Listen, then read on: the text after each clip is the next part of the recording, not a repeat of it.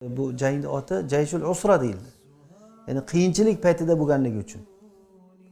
Va yana eng qiyin holat, dushman eng kuchli dushman, holat eng qiyin holat bo'lyapti.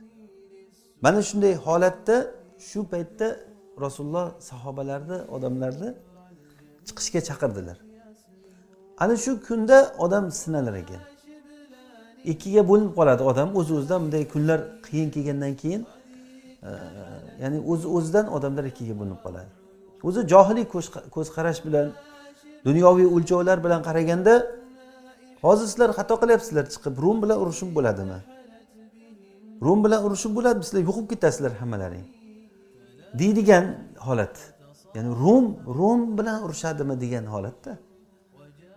Shu holatda bir nima yodimga kelib qoldi, bir kishi aytib bergan edi. 79-yilmida SSR Afg'onistonga bostirib kirgan paytda, 79-yilda. O'sha paytda shu bir solih kishilardan, o'sha mahalliy xalqdan birisi Saudiyaga borib turib yordam so'ragan ekan. Yordam beringlar, mana shunday SSR kofir davlat bizni ustimizga bostirib kirdi. Qishloqlarda bo'lganida bitta omiltig'i bo'lgan ekan o'shanda. Odamlarda omiltig' xuddiki boshqa o'zimiz tomonning qishloqlariga o'xshagan oddiy qishloqlar bo'lgan odamlar. Shunda yordam so'raganda o'sha majlisdan bittasi aytgan ekanki, sizlar juda katta xato qilyapsizlar degan ekan.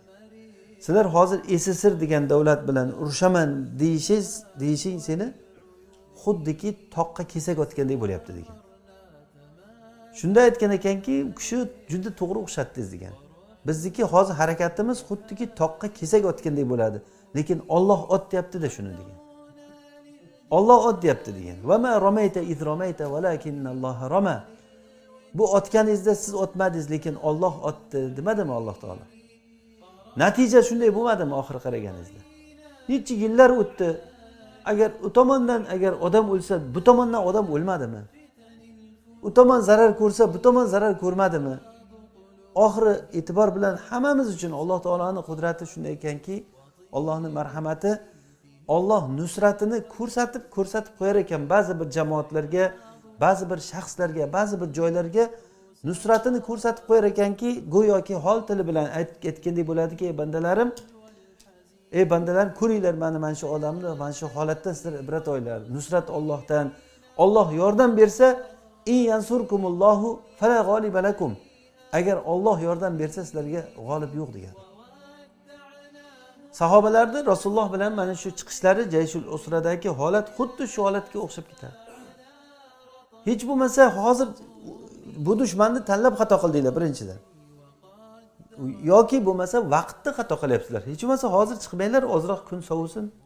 Hech bo'lmasa odamlar bir xurmosini yig'ishtirib olsin, tirikchiligini joyiga qo'yib olsin, yo'q. Allohning buyrug'i, Rasulullohning buyruqlari hozir chiqish kerak. Chiqinglar dedimi, mana shu paytda chiqish kerak. Mana shu paytda odamlar kimligi, qandayligi bilinib qoldi. Xuddiki yog'ning ustiga suvning ustiga yog' chiqqanday chiqib qoldi odamlar. Munofiqlar oshkor ko'rinib qoldi. Kelib Rasulullohning oldiga kelib turib uzr so'ray boshladi. Munofiqlar biri keladi, Rasululloh, meni uyim ochiq edi. Yaquluna inna buyutana awra wa ma hiya bi'awra in yuriduna illa firara. Uyim ochiq deydi. Alloh aytayapti oyatda, u ochiq emas edi uyi. U qochishni xohlayapti degan. Biri kelyapti, va minhum man yaqulu dhalli va la taftinni. Ala fil fitnati saqatu. Ba'zilari kelib aytayaptiki, ey Rasululloh, menga izn bering, men fitnalanib qolaman. Eshitishim bo'yicha Bani Asfar qizlari juda ham chiroyli ekan. Men shahvatli odamman. Ayollarni ko'rsam chidab tura olmayman. Men borsam, u joyga borsam ayollarga fitnalanib ketib qolaman. Shuning uchun dinimni saqlash uchun shu yerda qolay deyapti. Taqvoni qarang. Bu taqvo taqozo qilmaydimi Rasulullohga ergashishda? Yo'q, bu odam uzr so'rayaptiki, meni fitnalantirmang deyapti Rasulullohga. Iborani qarang, meni fitnalantirmang. Go'yoki siz xato qilyapsiz hozir. Meni o'sha joyga olib borib ixtiyor qilib siz xato qilyapsiz. Meni fitnalantirmang deb aql o'rgatyapti Rasulullohga. Buni javobiga Alloh o'zi javob berdi. Ala fil fitnati saqatu. Bilib qo'yinglar, bular fitnaga tushib bo'lgan o'zi bu odamlar. Va inna jahannama la muhitatun bil kafirin. Jahannam kofirlarni hamma tomondan qamrab bo'lgan. Ya'ni jahannamiy odamlar bular degan. kim izn so'rasa Rasululloh izn beraverdilar. Zohiriga qarab izn so'raverdilar. Hatto holat shunchalik bo'ldiki, fozil sahobalardan ba'zilari bu fitnaga tushib qoldi. Ka'b ibn Malikka o'xshagan, Hilal ibn Umayyaga o'xshagan sahobalar. Alloh ularni kechirdi. Uchta sahobiyni Alloh taolo kechirganligi, bu kechirishini o'zi bir katta bir dars bo'ldi. Ka'b ibn Malik u kishi Rasulullohdan biror bir g'azotda qolgan emas, illa Badr g'azotida qatnasha olmay qolgan. Chunki Badr g'azotiga urush uchun chiqqan emas edi. Ka'b ibn Malik aytadilarki, eng birinchi g'azot Badr bo'lsa men o'shanga qatnasha olmadim deydi. Lekin Bay'atul Aqabadagi meni qatnashganimga buni almashmayman degan. Bu kishi ansorlardan kelib Bay'atul Aqabada Rasulullohga bay'at qilib, Rasulullohni Madinaga olib ketishni kelishgan va islomdagi Madinada islom xilofatini, islom davlatini bino qilishga birinchi g'isht qo'ygan odamlardan bu kishi. Bu kishining fazli, bu kishining holatini hamma e'tibor qiladigan odam edilar va shuning uchun ham bo'lsa kerak Alloh taolo Qur'onda ularni kechirganligini oyatda nozil qildi. Va ala thalathatil khulifu, 3 ta ularni ishi chekkaga qo'yib qo'yilgan odam bor. Ya'ni ular kelib Rasulullohga oshkor aytgan, ey Rasululloh, bizda uzrimiz yo'q edi, shuning uchun chiqmadik. Bizga Allohning hukmini joriy qiling deganda Rasululloh aytdilarki, mana shu to'g'ri gapirdi dedilar. Ya'ni bu deganiki, undan oldingi munofiqlar yolg'onchiligini Rasululloh bilib turibdilar o'zlari. Lekin ularga bir hukm aytmadilarki, Alloh taolo bir hukm aytmaganligi uchun bo'lmasa kutinglar deganlar. Sizlar haqlaringda Alloh nima qilsa shuni ko'ramiz keyin. Sizlar kutinglar degan. Ana shu kutinglar deyilgan 3 ta odamning hukmi keyin nozil bo'ldi mana. Bir necha kunlardan keyin, 50 kun o'tgandan keyin. Bu 50 kun ularga juda ham dunyo tor bo'lib ketgan kun bo'lgan. U alohida dars o'zi, Ka'b ibn Malikni holati va ularni hajr qilinganligi. Holat juda ham qattiq holat bo'lgan. Ya'ni holat qiyin, soatlar qiyin va dushman o'ta qattiq dushman, ya'ni Rum bilan urushgani ketyapti. Uni atrofiga bir qancha arab davlatlari qo'shilgan bunga, shaharlari. Holat juda ham qiyin. Mana shunday qiyin bo'lgan holatda Alloh taolo mu'minlarga hijrat kunini eslatdi. Demak biz boya suhbat boshida aytganimiz kabi shunday bir kunlar bo'lar ekanki, bu kun bizda hayotimiz uchun dars bo'lib qolar ekan, hayotimiz uchun hayot rejasi, hayot xaritasi bo'lib qoladi desak ham bo'ladi. Mana shunday bir muhim kunlardan biri bu Rasululloh sallallohu alayhi vasallamni hijrat qilgan kunlari bo'ladi. Ya'ni islom g'arib bo'lib boshlangan. G'arib bo'lib boshlangan va yana g'ariblikka qaytadi. Rasululloh aytganlari kabi, bada al-islamu g'ariban va sayaudu ila al-ghurba. Ya'ni g'ariblikka yana qaytadi. Tuba lil ghuraba, g'ariblarga jannat bo'lsin. Ya'ni ba'zi tafsirlarida g'ariblarga qanday ham maza degani bo'ladi. Tuba degani maza ularga degani. Demak, bu g'ariblik holati, bechoralik holati, zaiflik holati deb tushunmang. Zaiflik holati. Mana buni bitta misoli Rasulullohni o'sha hijrat qilib chiqib ketish payti. Chiqib ketish payti. Mana shu holatni Alloh taolo mu'minlarga eslatib, ya ayyuhallazina amanu ma lakum idza qila lakum unfiru fi sabilillahi thaqaltum ila al-ard. Ey iymon keltirganlar, nimaga sizlar Alloh yo'lida chiqinglar desa, o'zlaringni yerga tashab yotib o'tirib oldilaring? Araditum bil hayati dunya min al-akhirah. Sizlar oxiratni qo'yib dunyo hayoti bilan rozi bo'ldilaringmi? Dunyo hayoti oxiratda oldida arzimagan bir mato u. Ozgina narsa. Va mal hayatud dunya fil akhirati illa qalil. Ya'ni bu arzimagan bir narsa deb Alloh taolo mana shu holatda asosiy chiqmaganlarda asosiy sababini eslatdiki, dunyoga rozi bo'lish. Kim agar dunyoga rozi bo'lsa va oxiratdan qancha miqdorda unutsa, shuncha unutganlik miqdorichalik haqdan uzoqlashib, chetlashib ketaverar ekan. Qancha bo'lsa shuncha, hattoki agar dunyoga rozi bo'lish tamomila egallasa va oxiratni unutish tamomila egallasa, Alloh taoloni eslashni umuman esdan chiqarar ekan. Istahvada alayhimush shaytonu fa ansahum zikrulloh. Shayton ularni tamomila egallab oldi va Allohning zikrini esdan chiqardi. Dunyoni eslaydi odam, farzandini eslaydi, dunyoni eslaydi. Duo qilsa, hattoki duo qilganda ham inson faqat dunyolik bilan duo qiladi. Uvalik bo'lsin, juvalik bo'lsin, biring ming bo'lsin, minging lak bo'lsin, oldirma, to'ldirma, to'y bo'lsin, tomoshalar bo'lsin. Allohni eslash degan narsa hattoki bu duo qilayotgan odamning xayolidan ham o'tmayotganligini ko'rasiz. Hali-ku bu duo qilib masjidda duo qilayotgan odam aytyapmiz. Faqat sabablar va odam uni ko'zini oldidan o'tadi.